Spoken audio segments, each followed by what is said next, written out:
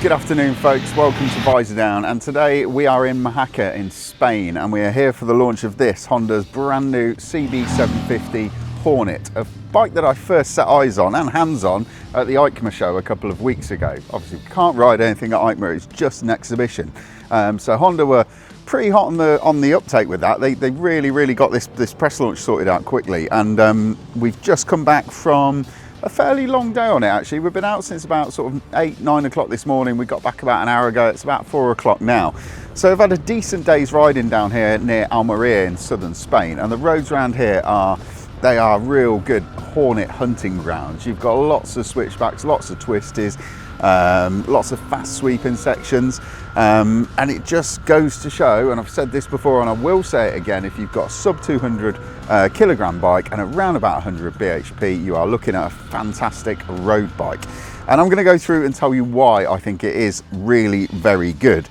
First and foremost, this thing is 6999. You've got a few different colour options to choose from. You've got the yellow here, which is kind of a throwback to one of the original colours of the original inline 4-cylinder Hornet from years gone by. You've got a white bike with the red frame, red forks. You've got a black bike, and you've also got a really nice matte finished charcoal grey sort of silk gunmetal colour bike as well. They all look actually pretty good. There's normally, when people launch a range of bikes, there's normally one that you think, well, that's a bit shit, I wouldn't have that. But there isn't really one that I wouldn't have. So yeah, there's plenty of options out there for you. Like I said, it's 6999. We're waiting for PCP examples. There will be an article going up on Visordown as soon as they've announced that information. And just while I'm on the subject of that, if you want a full written editorial breakdown of this bike, get yourself over to visordown.com, or there is a full spec video on the Visordown YouTube channel. So I'm going to start with the engine because this engine is all new.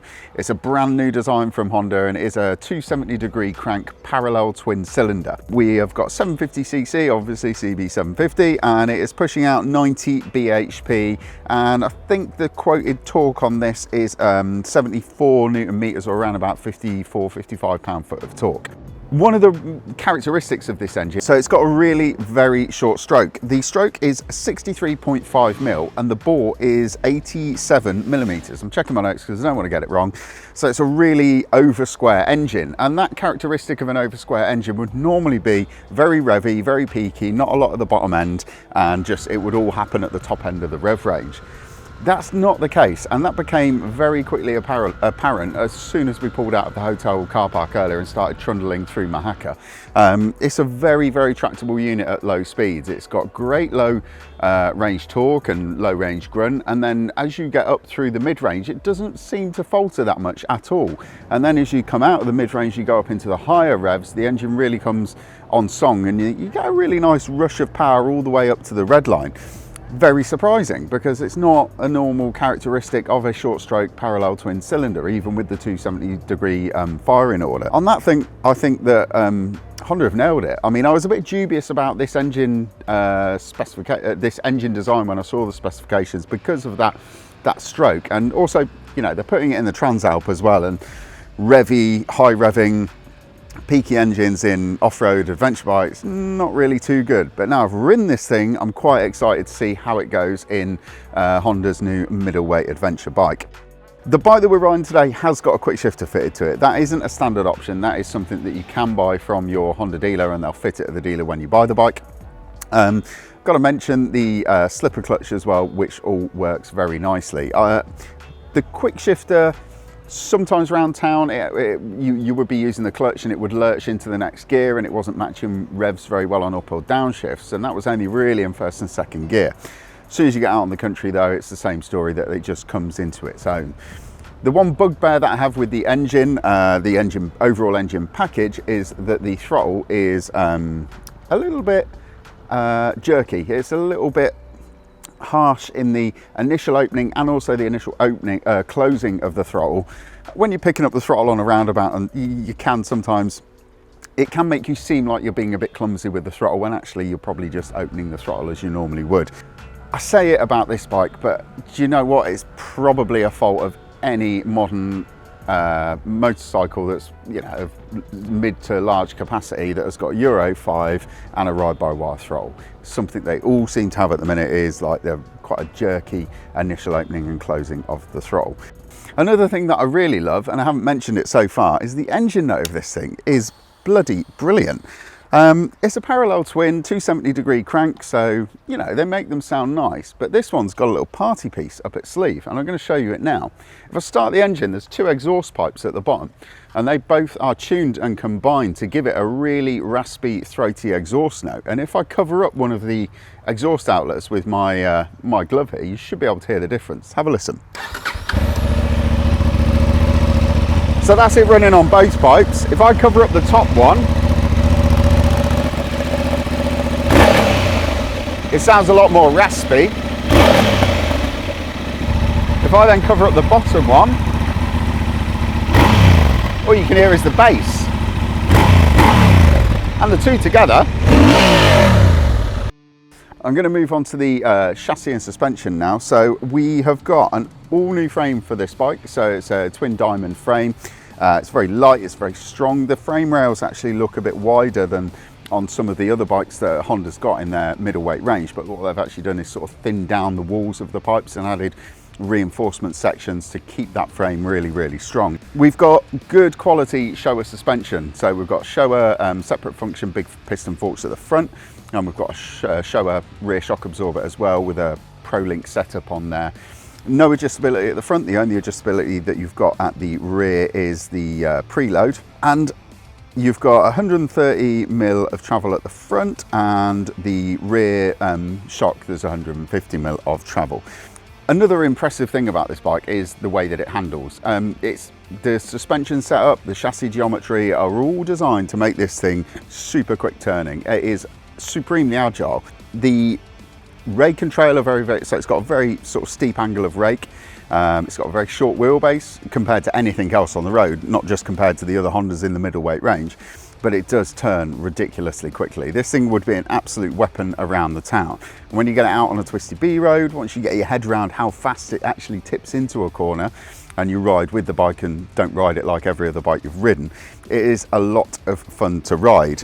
The quality of the ride as well is quite good. The suspension setup for me is perfect, and there is sometimes a bit of an issue with Japanese bikes where Japanese test riders tend to be a little bit smaller than your average British biker, that sometimes they're set up for lighter individuals like myself, but I found it absolutely perfect on that respect.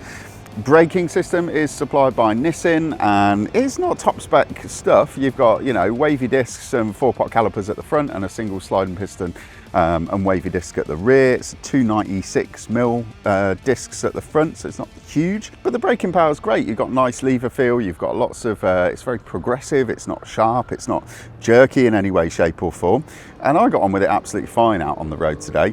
The only issue that I had with it is that the ABS is very intrusive. I know some of the Spanish roads that we ride on, they can get quite shiny and slippery, which could add to it, but I just found it just a little bit too aggressive in some of the corners. It was coming in a little bit too easily for my liking, and there's no option to switch any of the ABS or anything off. While I'm talking about the chassis, I'm going to talk about the riding position, because it was something that surprised me right off the bat when I jumped on this bike.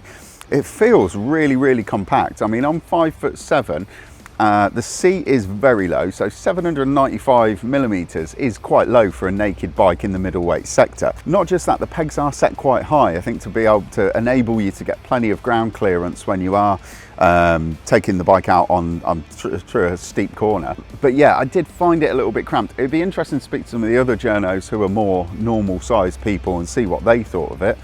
Overall for me, spot on. Comfort's very good as well. Could have ridden this for a lot longer than we did today and had no complaints whatsoever. Got really wide bars, which makes, you know, handling the bike, you know, when you're riding it or manual handling it, very easy, helped by that super light steering thanks to the geometry. The upper body's very relaxed and the lower body is just a little bit sportier.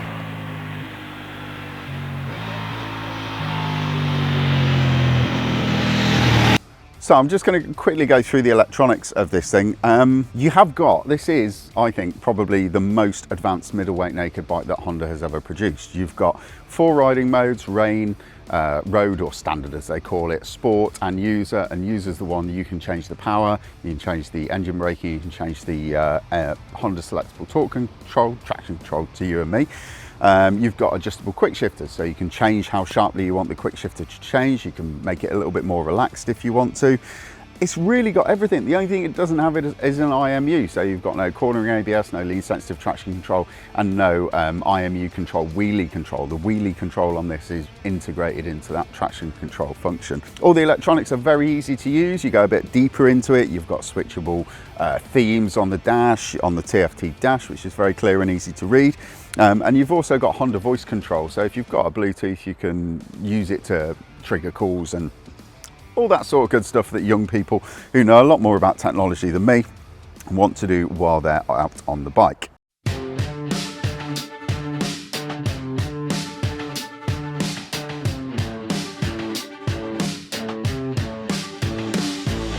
I think one of the things that has genuinely surprised me about this bike is you look at it and you think it looks pretty much exactly the same as a CB500F. It's got the face, it's got the lines, it's got everything else, and you think it's going to be that same sort of soft delivery from the engine, fairly wallowy ride, kind of bike where you can just go absolutely nuts on it and never be going any more than the speed limit.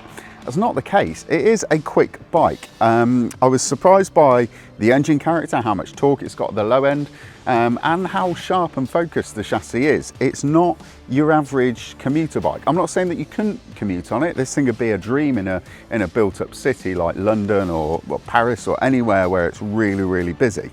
But yeah, it's a properly well-sorted bike that is a lot of fun to ride, and I kind of didn't think it was going to be as good as it is, if I'm being completely honest. I think it sounds great.